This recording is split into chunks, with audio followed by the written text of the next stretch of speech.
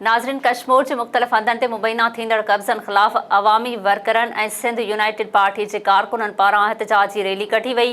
उन हवाले सां रिपोर्ट करे रहियो आहे SS न्यूज़ जो रिपोर्टर गुल सुमरो।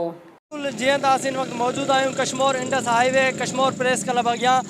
कश्मीर अंदर थींदा कब्ज़ा माफ़िया ख़िलाफ़ क़ौमी अवामी तहरीक ऐं सिंध यूनाइटेड पार्टी जे तरफ़ां TMO कश्मीर अब्दुल वहीद डोमकी ख़िलाफ़ एहतजाजी मुज़ाहिरो कयो पियो वञे। वधीक असां क़ौमी अवामी तहरीक जा अॻवान ऐं सिंध यूनाइटेड पार्टी जा अॻवान मौजूद आहिनि। अचो त उन्हनि सां ॻाल्हि ॿोल ताकी उन्हनि जो छा चवणु आहे। जी, कश्मीर में कोई आइन ऐं कानून जी रिट कोन्हे का।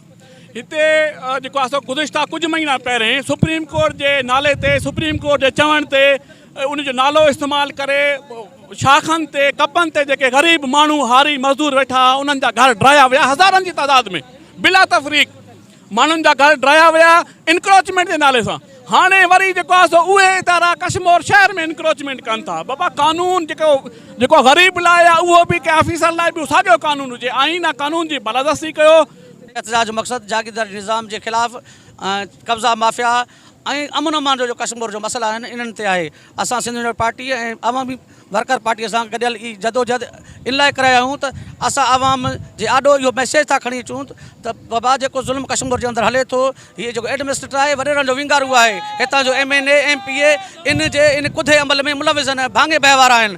असल में कश्मीर शहर में मुख़्तलिफ़ इलाइक़नि ते जेके सरकारी ज़मीनूं आहिनि उते टाउन वारा मुख़्तलिफ़ डिपार्टमेंट जी ज़मीननि ते कब्ज़ा कंदा उते पंहिंजा दुकान ठाहींदा वञनि था। नालो टाउन जो आहे पर उन्हनि ते जेको आहे असर ऐं जेका मिल्कियत उहा सम्झी वेंदी उहा हितां जे प्राइवेट असर रसूख़ माण्हुनि जी सम्झी वेंदी ऐं उहे ई जेको आहे इन्हनि शयुनि जो निकाल करनि था। पर नालो टाउन जो आहे त टाउन खे अख़्तियार न त उहो मुख़्तलिफ़ ॿियनि जीअं पब्लिक हेल्थ जी प्रॉपर्टी थी वई इरीगेशन जी थी वई उन्हनि प्रॉपर्टीज़ ते टाउन वारा कब्ज़ा कंदा वठनि। हे इन्हनि जो हिकिड़ो पंहिंजो हिकिड़ो तरीक़ाकार आहे हिकिड़ी अटकलबाज़ी करे उहो सरकारी ज़मीननि ते कब्ज़ा था कनि। इहे कब्ज़ा अॼु खां पोइ वरी साॻियो इहे उन में प्राइवेट उन में शामिल थी वेंदा। जीअं त क़ौमी अवामी तहरीक जे अॻवान ऐं सिंध यूनाइटेड पार्टी जे अॻवान जो ॻाल्हि ॿोल ॿुधी त उन्हनि जो इहो ई चवणो हुयो त सिंध सरकार हिकु तरफ़ इनक्रोचमेंट जे नाले ते कड़नि ते वेठल लखे ग़रीबनि खे दरबदर करे छॾियो। ॿिए तरफ़ TMO कश्मीर अब्दुल वहीद डोमकी सरकारी प्लाटनि ते कब्ज़ो करे रहियो आहे। SS न्यूज़ सां ॻाल्हाईंदे